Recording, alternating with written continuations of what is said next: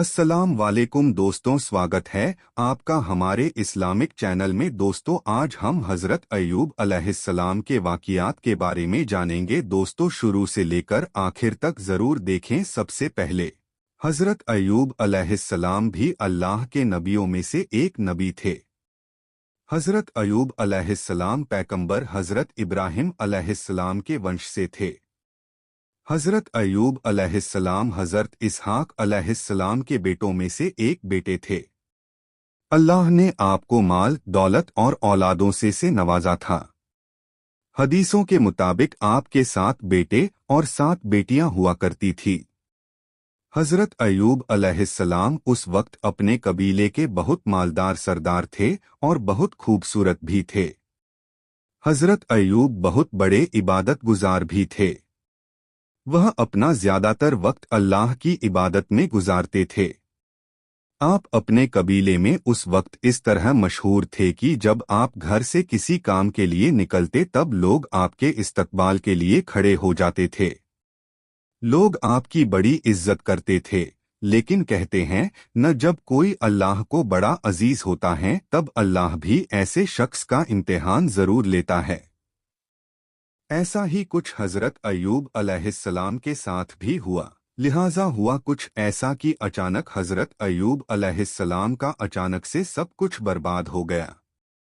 उनका घर अचानक से गिर गया, जिसमें दब उनकी सारी औलादों की मौत हो गई।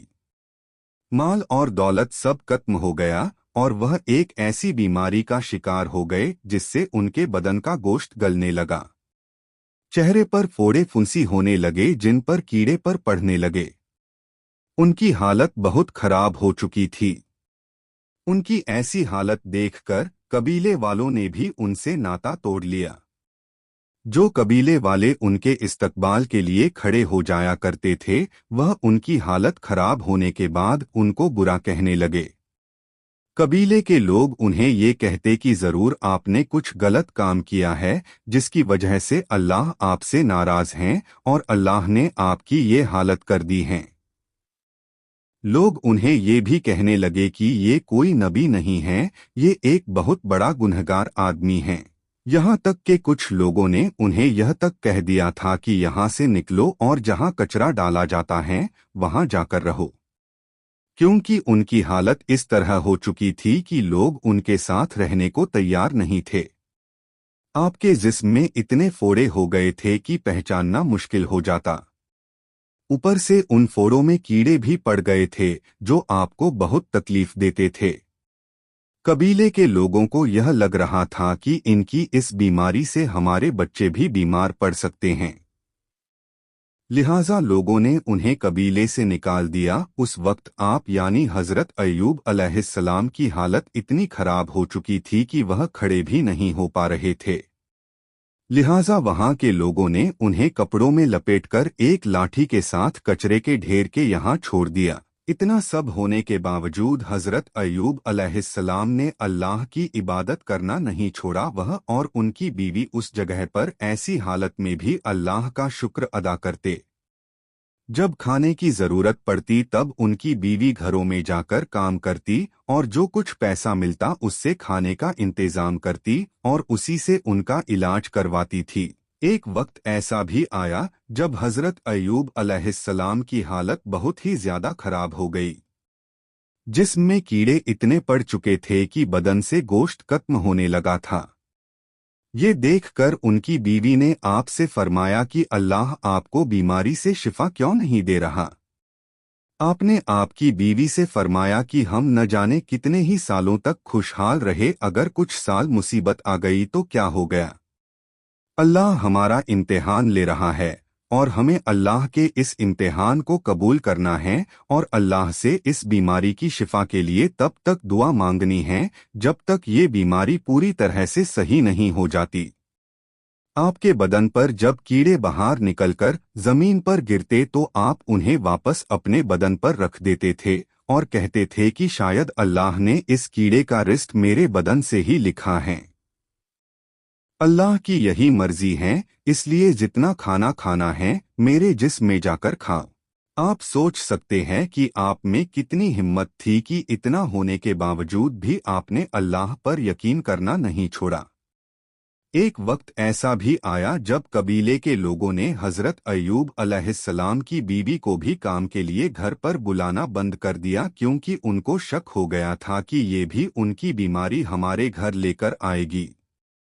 ये सब देखकर उनकी बीवी बहुत रोने लगी। आपकी बीवी को इस तरह रोता देख फिर हजरत अय्यूब अलैहिस्सलाम ने अल्लाह से दुआ के लिए हाथ उठाया और कहा कि ए अल्लाह, तुम रहम करने वाला है, अपने बंदे पर रहम फरमा। बस इतना ही कहने के बाद आसमान से एक आवाज आई कि ए अय्यूब, अपने पाँव जमीन पर मारो, वहां से एक चश्मा यानी पानी का फव्वारा निकलेगा। उस फव्वारे का पानी अपने जिस्म पर डाल देना। ऐसा सुनते हैं आप यानी हजरत अय्यूब अलैहिस्सलाम ने अपना पैर जमीन पर मारा और उसी वक्त वहां से एक पानी का फव्वारा निकाल पड़ा। आपने उसका पानी जैसे ही अपने जिस्म पर डाला तो उसी वक्त आप बिल्कुल सही हो गए। आपकी बीमारी बिल्कुल खत्म हो गई और आप फिर से जवान हो गए। सुभान अल्लाह।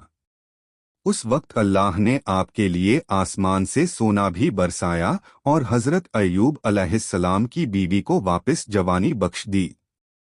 उसके बाद आपकी जिंदगी में फिर से माल और दौलत और खुशहाली आ गई और अल्लाह ने आप दोनों को 23 बेटों और 27 बेटियों से नवाजा।